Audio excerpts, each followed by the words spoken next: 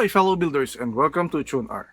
Pag-usapan natin ang isang tanong na madalas ibato sa atin ng mga taong hindi pamilyar sa hobby natin. Bakit babaguhin ang kulay? Maganda naman yung kulay niya sa box, pero bakit kailangan mo pang pahirapan ang sarili mo? Ang sagot, wala kang pake. Joke lang. Seryoso? Pero kung iisipin mo, para nga naman tayong masokista. Magbabayad ka ng libo-libo para sa isang perpektong kit, tapos ang gagawin mo, babaklasin, kakaskasin ng sandpaper, buburahin mo yung original na kulay. Bakit nga ba? Is there a deeper reason or sadyang trip lang natin mag-aksaya ng oras? Well, science and psychology actually have an answer for this. Sa totoo lang, sa mundong ginagalawan natin ngayon, halos wala tayong kontrol. Sa sitwasyon sa traffic, sa control sa mood ng boss mo, sa nangyayari sa takbo ng ekonomiya, o kahit sa presyo ng bilihin. At araw-araw sumasabay lang tayo sa agos ng iba't ibang kulay ng mundo. Pero pag upo mo sa workstation, hawak ang isang unpainted na piraso ng plastic, biglang nagbabago ang laro. And there, you become the absolute ruler of that tiny universe. Kung gusto mong gawing pink at pastel ang isang kilalang mechanical demon gaya ng Destiny, wala makakapigil sa'yo. That sense of control. Ito yung kalayaan na magdesisyon ng walang takot or pressure or baka mahusgahan ka ng ibang tao. It does wonders for our mental health. It's an instant hit of dopamine. Ang pagpapalit ng kulay ay hindi lang basta pag-iiba ng itsura ng model kit. Ito ang paraan natin para sabihin, sa espasyong ito, ako ang masusunod.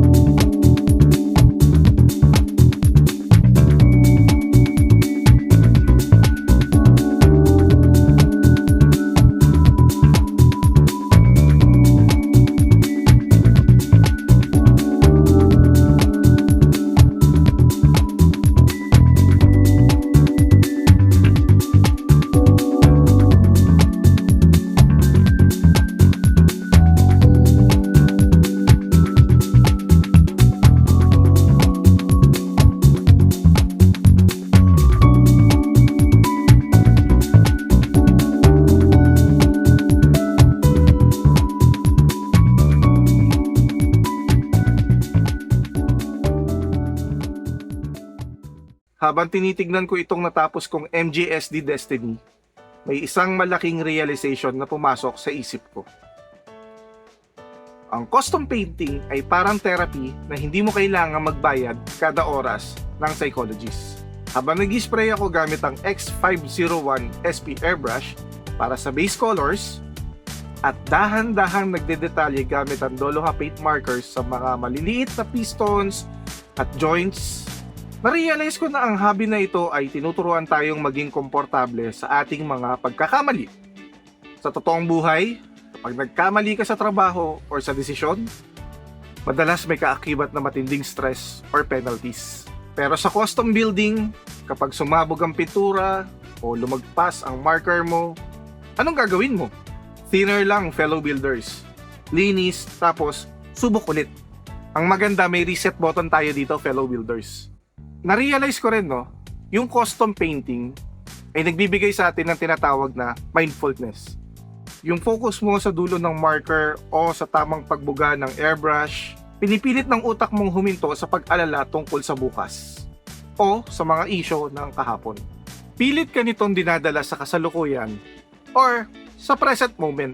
Kaya tuwing may magtatanong sa'yo kung bakit binabago mo ang kulay ng kit mo, ngumiti ka lang. Dahil alam mo sa sarili mo na hindi ka lang nagkukulay ng plastic. Binibigyan mo ng kulay at espasyo ang utak para makahinga, mag-relax, at maging creative sa kabila ng mga light and dark situation ng mundo. At huwag kayong matakot sumubok mag-color custom, fellow builders.